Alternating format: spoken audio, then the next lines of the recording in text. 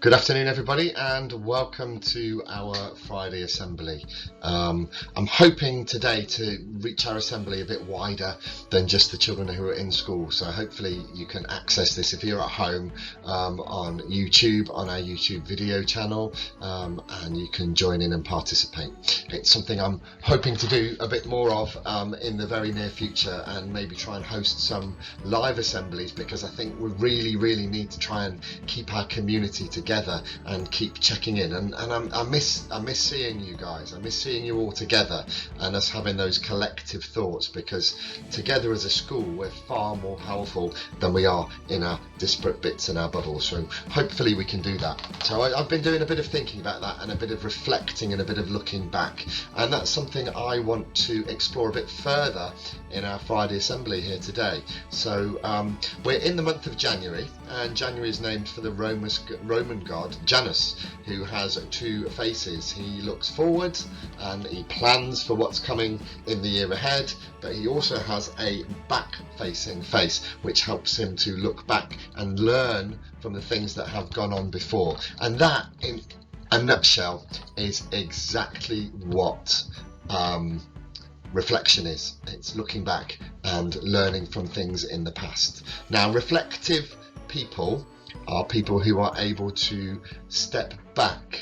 So when you think about it, if you look in a mirror, if you look up really close to the mirror, you can't see very much other than yourself. So if you're going to be reflective, you need to step back and look at the whole situation, and you need to have a plan. You need to have a plan based on what you've learnt to go forward. Now, the plan always changes. It often changes, and always changes. It often changes, and you often find yourself having to react to situations, but try really hard to respond, not react. Okay, respond. Take time to think. Buy yourself some reflection time before you think about your actions. So I've written down some notes here to help me today, because I'm getting older, and my memory is going, and I want to make sure I get this right for you. So here we go. So a reflective person recognises and then reflects on their own strengths and weaknesses. So, for example, if you're really good at times tables, you can use that strength to help you with your division. It can help you with understanding how fractions work, and lots of other skills that you can build on. So you look at what you're good at and you build on that. Okay, because we're all very good at saying what we're not so good at, and it's hard for us to reflect and say, do you know, I'm quite good at that, actually. That's one of my strengths. And sometimes you need other people to tell you what those strengths are as well, and that's quite hard to take sometimes. But if you stop, take a step back and reflect, you can think about what they're saying and apply it to you personally. The second thing you need to do is assess what you've done. Assess the actions that you took to a given situation. How did it make you feel? How did it make other people feel? What was the effect? Did it turn out as a positive effect, which ripples outwards, or was it negative, which tends to collapse inwards, a bit like a black hole in space? Whilst you're reflecting, you need to recognise the feelings and the needs of other people around you. Okay, it's very easy just to think about you. It's very easy just to think about you and your world, or your bubble that you're working in right now, or your family. But we are all small parts of the bigger thing. We're small parts of our school community, and our school is a small part of our Nottingham community, and Nottingham is a small part of England's community, and England is a small part of the UK's community, and the UK is a small part of the global community. Now, what I do probably can't affect the global community. I'm not a politician. I'm not a media influencer or anyone like that. I'm just a head teacher in a primary school in Nottingham. However, what I can do is follow Mahatma Gandhi's advice and think about the whole picture and just do my bit of action. Think globally and act locally. Do the right thing, because it's the right thing to do for myself and everybody around me. Okay, and part of that is understanding the actions and the effects of our actions on other people and the world around us. Okay, everything we do knocks onto something else. It's like a set of dominoes. Every time you move, you knock onto another thing, and that can be a positive thing, and it can radiate outwards, or it can be a negative thing, and it can drop inwards like a black hole. So there are lots of ways that you can use reflection to be positive, but there are also lots of ways that it can have a negative effect. So take time to think. Okay, I'm not saying that something wrong necessarily is negative, because when you get things wrong, if you can reflect upon them, if you can think about them, you can turn them into positive things. Okay, and being willing to learn from your mistakes is a big thing about being a reflective person. Okay, if you get something wrong, that's great, because it's an opportunity to learn. If you keep getting it wrong, if you keep doing the wrong thing, then maybe that's a point to think, I need to be able to change. I need to do something differently. Okay, if you keep doing the same thing and expect different results, that's not going to work, is it? That's not going to be the best way forward. Okay, what you do need to recognize is that when you reflect, when you think about things, that often results in a changing situation. And a changing situation is something really, really scary, because it feels that we're out of control, and we like to be in control of the world around us. However, my dad gave me a piece of advice. He gave me lots of pieces of advice, but he gave me one piece of advice concerning this. And his advice was to control the controllables. Okay, look at things that you can change and you can affect, and make those changes and make those effects. But if it's something that is happening and you can't control it, don't worry about it. You can't control it. It's kind of like a Formula One driver. I like watching Formula One, and I like watching the cars in-car picture, and you can see from the driver's perspective as they're going around the corners and they're putting the brakes on or what have you. But when they're crashing, okay, what I do notice is that they take their hands off the steering wheel and let the car crash. They can't control the car anymore, but if they damage their hands, it means they might not be able to drive so well in the future. So they control what they can control. They take their hands off the steering wheel and the car crashes, and the safety systems are in place. They trust the safety systems that have been put in place by the engineers, because they haven't put them in themselves. They don't build the cars, they drive the cars. It's the engineers and the designers who design those cars and design those protection schemes around them. So they have to trust that the people behind the scenes have done the work that needs to be done. And that's what controlling the controllables is all about. My dad's he's a clever man. He's a clever man. He's quite scared at the moment because of what's going on, but we're all scared at the moment because of what's going on. What we can do is control what we can control and mitigate. That means take steps to protect ourselves in the best way that we can. Okay, one of the things a reflective person does is they communicate and they share feedback. That's really important. Think about a piece of work that you've done that you're really proud of. If nobody looks at that work,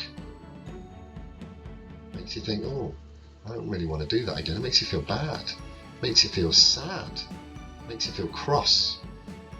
Okay, if somebody looks at it and says, oh, well done, good effort, that makes you feel a bit better. But what's really positive and constructive is if somebody tells you what the next steps are or what they could be. And that's how our marking and feedback and our assessment works. Okay, you do a piece of work and the teacher will tell you what worked well, and then they give you the next step. Some people call it 3 stars and a wish. Some people call it WWW and EBI. I call it good feedback. And you need to listen to that feedback and take it on board, because that will improve your outcomes moving forwards. Okay, finally, and this is really hard, is seeing that feedback as a positive process. Okay, seeing that feedback as a positive step forward in its way to help you. And it's hard because sometimes we don't like to hear the messages that people are telling us. Sometimes those messages make us feel angry, or they make us feel sad, or they make us feel worried. Okay, but we have to look at them with a positive view, because as I said, that positivity radiates outwards. Positivity goes outwards. It bounces on like a domino. Negativity is like a black hole and it sucks inwards. Just have a think about that.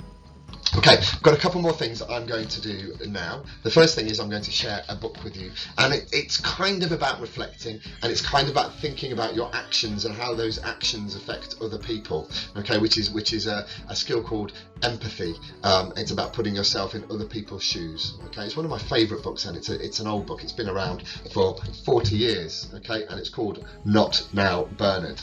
And we're going to share that in a minute, and after that we're going to have a quick celebration. I've got one celebration certificate for everyone today to share with, and it's a doozy. It's a 351, so it is an absolute Bobby Dazzler. So we'll get on with that in a short while, but for now, not now, Bernard.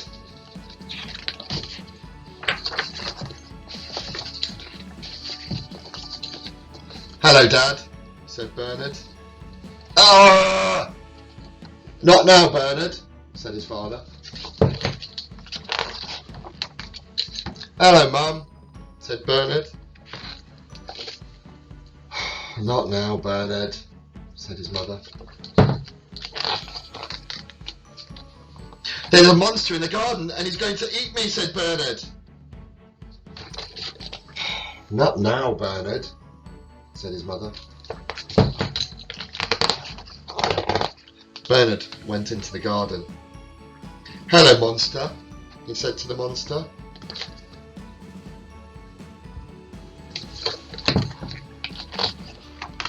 The monster ate Bernard up, every bit. Then the monster went indoors.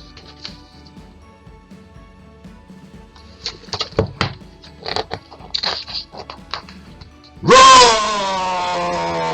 Went the monster behind Bernard's mother. Not now, Bernard, said Bernard's mother.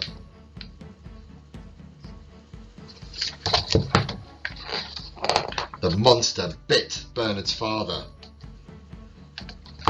Not now, Bernard, said his father.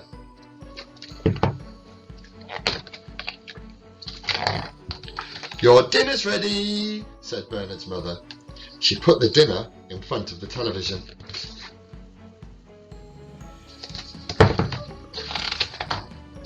The monster ate the dinner. Then it watched the television.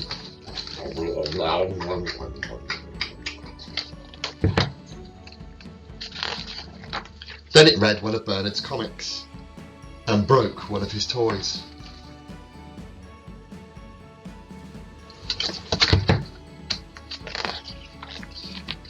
Go to bed, I've taken up your milk, called Bernard's mother. The monster went upstairs.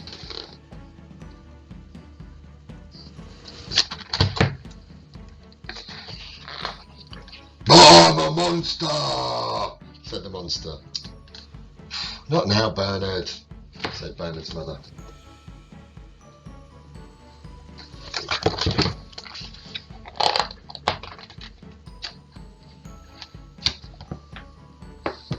So, Bernard wanted to get his parents' attention, but they're always busy. How do you think this makes Bernard feel? After eating Bernard, the monster roars at Mum and bites Dad's leg. Why do you think the monster's behaving like that? Bernard and the monster both want to be heard. It can be frustrating for you when you feel like you're not being listened to. Okay? That's why you spending time with each other, talking to each other, chatting and listening is really, really, really important. Okay? So reflect on how you are, reflect on how you communicate with people. Okay? If people are busy, maybe you need to wait a short while and speak with them. Or if it's really, really important, you need to tell them it's really important. Okay? People can't get into your head and realise and see how you're feeling. You have to use words to help you with that. I'm feeling angry. Can you help me, please? I'm feeling frustrated. Can you help me, please? And then reflect and think back on the outcome of that. Reflect and think back how that worked out and how can I do it differently. It's really hard. It's a really hard thing to do because things change all the time. I'm not very good at being reflective, but I'm trying hard to be better. Yes, Congratulations to Hamza in year 3 for 350 dojo points. I'm really proud of you. That's a great effort. Okay, you need another 200 to get your green certificate for 550 dojo points. Keep working, keep trying your best. It's what we can do. If you keep trying your best, you will be the best version of you can be. It's a really tough and hard thing to do, but I know you can do it. Now, it's the time of the week where we are thinking about the weekend. Okay, whatever you are doing, be safe. Look after yourself. Read lots. And I look forward to seeing you all again somehow, some way, electronically or face to face, very soon. Okay, we miss you and we love you. And I hope you have a wonderful weekend. Bye bye.